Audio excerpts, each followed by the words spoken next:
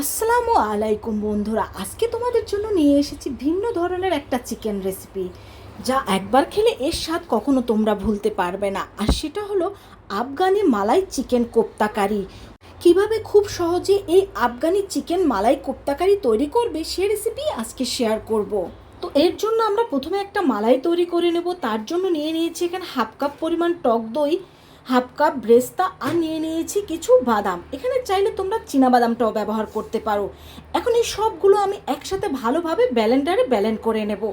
তবে তোমাদের হাতের কাছে যদি টক দই না থাকে সেক্ষেত্রে কিন্তু তোমরা এখানে গুঁড়া দুধ আর লেবুর রসটা ব্যবহার করতে পারো। তো অবশ্যই এই মালাইটা কিন্তু পারফেক্টভাবে হতে হবে। এখন এই মালাইটাকে আমি ভালোভাবে স্মুথলি ব্লেন্ড করে নেব, এর মধ্যে যেন কোনো প্রকার দানাদার ভাবে না থাকে। তো দেখতেই পাচ্ছ আমি কিন্তু এটা ভালোভাবে ব্লেন্ড করে নিয়েছি আর তোমাদের দেখিয়েও দিচ্ছি। তোমরাও চেষ্টা করবে এটাকে ভালোভাবে ব্লেন্ড করে নেওয়ার জন্য। এখন আলাদা একটা পাত্রে এটাকে আমি রেখে দিচ্ছি আর এটাকে এখন আমি এক সাইড করে রেখে দেব। এখানে আমি নিয়ে নিয়েছি কিছু চিকেন। এখানে আমি মুরগির বুকের মাংস নিয়ে নিয়েছি। আপনারা চাইলে যে কোনো মাংস ব্যবহার করতে পারেন, তবে সেটা অবশ্যই হাড্ডি ছাড়া হতে হবে। এখন এই চিকেনটাকেও আমি আবার ব্লেন্ডারে দিয়ে দিচ্ছি। আর চিকেনটাকে ব্লেন্ডারে দিয়ে দেওয়ার পর এখানে আমরা আরও কিছু মশলা অ্যাড করব। তো এখন এখানে আমি স্লাইস করা কিছু আদা কুচি দিয়ে দিচ্ছি, আর দিয়ে দিচ্ছি কিছু আস্ত রসুন, আর দিচ্ছি কিছু কাঁচামরিচ। এখানে চাইলে আপনারা সম্পূর্ণটা কাঁচামরিচ অথবা সম্পূর্ণটা লাল মরিচের গুঁড়াটাও ব্যবহার করতে পারেন। দিয়ে দিচ্ছি 1 চিমটির পরিমাণ মতো হলুদ। দিয়ে দিচ্ছি এখানে আমি হাফ চা চামচের মতো জিরা গুঁড়ো, হাফ চা চামচের মতো গরম মশলা গুঁড়ো ও হাফ চা চামচের মতো ধনিয়া গুঁড়ো। আর দিয়ে দেব 1 চা চামচ পরিমাণ লাল মরিচের গুঁড়ো। এখন এটাকে বাইন্ডিংয়ের জন্য এখানে আমরা 2 পিস পাউরুটি নিয়ে নিয়েছি। এখন এই পাউরুটিগুলো ছিঁড়ে আমরা এর মধ্যে দিয়ে দেব। আমার এই ব্লেন্ডারের জারটা একটু ছোট হয়ে গিয়েছে। এখন এটাকে চেঞ্জ করে আমি একটা বড় ব্লেন্ডারের জার নিয়ে নেব। এখন এর মধ্যে আমি দিয়ে দিচ্ছি স্বাদ মতো লবণ। আর এখানে বাইন্ডিংয়ের জন্য আমাদের আরেকটা জিনিসের প্রয়োজন রয়েছে, আর সেটা হলো বেসন। এখানে আমি 2 টেবিল চামচ পরিমাণ বেসন নিয়ে নিচ্ছি। এখন এই বেসনটাকে আমি চেলে একটা প্যানের মধ্যে দিয়ে দিচ্ছি। আর এই বেসনটা কিন্তু অবশ্যই চেলে নেওয়ার চেষ্টা করবেন, কারণ এর মধ্যে কিন্তু অনেক সময় দলাদার ভাব থাকে, এজন্য এটাকে চেলে নিতে হবে। আর এই বেসনটা চেলে নেওয়ার পরে এটাকে কিন্তু আমরা ভালোভাবে একটু ভেজে নেব, কারণ বেসনের যে একটা বাড়তি গন্ধ থাকে, এটা ভেজে নেওয়ার ফলে কিন্তু সেই গন্ধটা আর থাকবে না।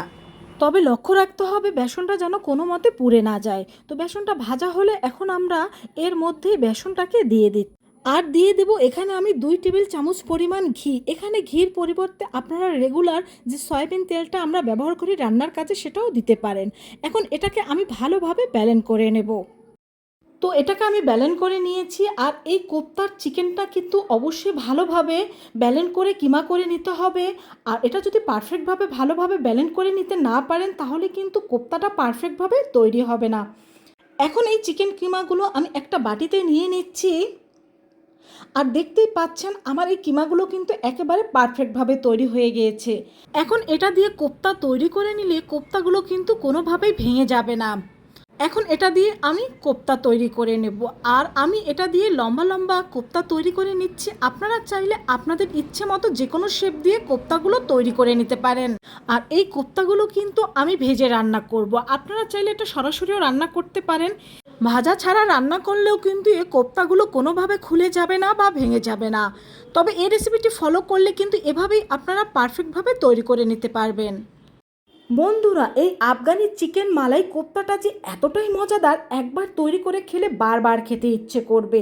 এটা পোলাও দিয়ে খেতে কিন্তু দুর্দান্ত স্বাদের হয়। এছাড়া ভাত ও রুটি দিয়েও কিন্তু এটা খেতে পারেন। তো সবগুলো তৈরি করে নেওয়ার পর আমি চুলায় তেল গরম দিয়ে দিয়েছি। আর এটা ভেজে নেওয়ার জন্য কিন্তু বেশি তেলেরও প্রয়োজন নেই। এখন এই তেলের মধ্যে আমি এই সব কোপ্তাগুলো দিয়ে ভেজে নেব। এই চিকেন কোপ্তাগুলো আমি হালকা করে ভেজে নেব। আপনারা চাইলে কিন্তু এটাকে ব্রাউন করেও ভেজে নিতে পারেন। তো এই কোপ্তাগুলোর এক পাশ ভাজা হয়ে গেলে আমি অন্য পাশটা উল্টে দেব। এখন এই চিকেন কোপ্তাগুলো ভাজা হয়ে গেলে এগুলোকে আমি এখন নামিয়ে নেব। তো চিকেন কোপ্তাগুলো যে তেলের মধ্যে আমরা ভেজে নিয়েছিলাম সেই তেলের মধ্যে আমি আরও সামান্য পরিমাণের কিছু তেল দিয়ে দিচ্ছি। আর এর মধ্যে দিয়ে দিচ্ছি হাফ কাপ পরিমাণের পেঁয়াজ কুচি। এখন এই পেঁয়াজটাকে আমি ভেজে নেব। দিয়ে দিচ্ছি একটা তেজপাতা আর দিয়ে দিচ্ছি এখানে আস্ত গরম মশলা। এখন এই গরম মশলাটাকে পেঁয়াজের সাথে আমি ভেজে নেব। তবে এই পেঁয়াজটা কিন্তু আমি একেবারে ব্রেস্তার মতো করে ভেজে নেব না, এটাকে আমি হালকা গোল্ডেন ব্রাউন করে ভেজে নেব। এর মধ্যে আমি দিয়ে দিচ্ছি 3টা আস্ত শুকনো মরিচ। তো আমাদের পেঁয়াজটা হালকা গোল্ডেন ব্রাউন করে ভাজা হয়ে গিয়েছে। এখন মশলা কষানোর জন্য দিয়ে দিচ্ছি সামান্য পানি। আর এখন আমি এখানে দিয়ে দেব 1 চা চামচ পরিমাণ লাল মরিচের গুঁড়ো, 1 চা চামচ পরিমাণ আদা পেস্ট, 1 চামচ পরিমাণ রসুন পেস্ট, আর দিয়ে দেব এখানে স্বাদ মতো লবণ। আমরা কিন্তু কোপ্তার মধ্যে অলরেডি লবণটা দিয়ে দিয়েছি, তাই এখানে লবণটা একটু দেখে ব্যবহার করবেন। এখন এই মশলাটাকে আমি একটু কষিয়ে নিচ্ছি। এখন এর মধ্যে আমি আরও দিয়ে দিচ্ছি ভাজা জিরার গুঁড়ো 1 চিমটির মতো, আর 1 চিমটির মতো এখানে দিয়ে দেব আমি ধনিয়া গুঁড়ো। এটা কিন্তু আমি মেজারমেন্ট কাপের যে 1 চিমটি পরিমাণ মেজারমেন্ট কাপটা রয়েছে সেই অনুযায়ী দিয়ে দিয়েছি। এখন এই মশলাটাকে আমি ভালোভাবে কষিয়ে নিচ্ছি, আর দিয়ে দেব আমরা মালাই কোপ্তার জন্য যে মালাইটা তৈরি করে রেখেছিলাম সেই মালাইটা বা ক্রিমটা। এটাকে দেওয়ার পরে আরও কিছুক্ষণ আমি ভালোভাবে কষিয়ে নেব। আর এটা দেওয়ার পর দেখতেই পাচ্ছেন এই মশলার কালারটা কিভাবে চেঞ্জ হয়ে গিয়েছে, আর এটা দেখতে কতটা সুন্দর লাগছে।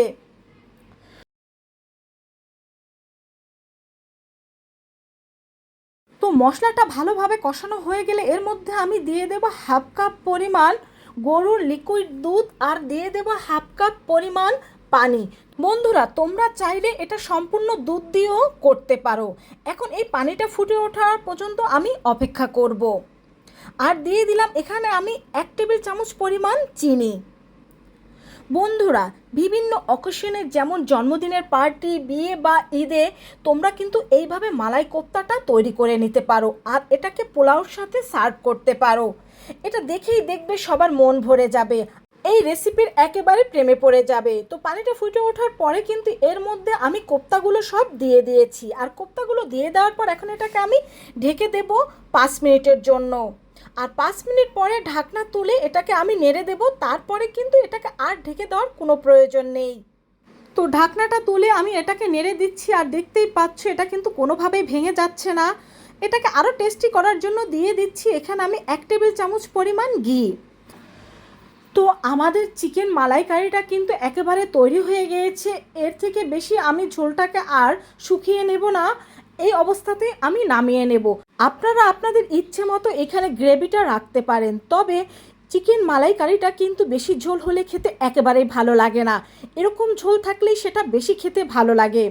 আর বন্ধুরা, তোমরা কিন্তু দেখতেই পাচ্ছ এটা দেখতে কতটা লোভনীয় হয়েছে, আর খেতে কিন্তু আরও বেশি অসাধারণ হয়ে থাকে। তো এটাকে নামিয়ে এখন তোমাদের আমি সার্ভ করে দেখিয়ে দেব কতটা পারফেক্টভাবে তৈরি হয়ে গিয়েছে আমাদের এই আফগানি চিকেন মালাইকারি। তো তোমাদের যদি এই রেসিপিটা ভালো লেগে থাকে অবশ্যই আমাকে কমেন্ট করে জানাবে, তোমার বন্ধুদের সাথে শেয়ার করবে এবং বাসায় নিজেরা ট্রাই করবে। দেখবে তোমাদের কাছেও ভালো লাগে, আর অতিথি আপ্যায়নে এইভাবে তৈরি করে খেলে দেখবে অতিথিরাও খুব খুশি হয়ে যাবে। আমাকে বেশি বেশি সাপোর্ট করবে যেন সামনে আমি এগিয়ে যেতে পারি। এতক্ষণ ধৈর্য ধরে আমার ভিডিওটি দেখার জন্য সবাইকে অনেক অনেক ধন্যবাদ। সবাই ভালো থেকো। খোদা হাফেজ।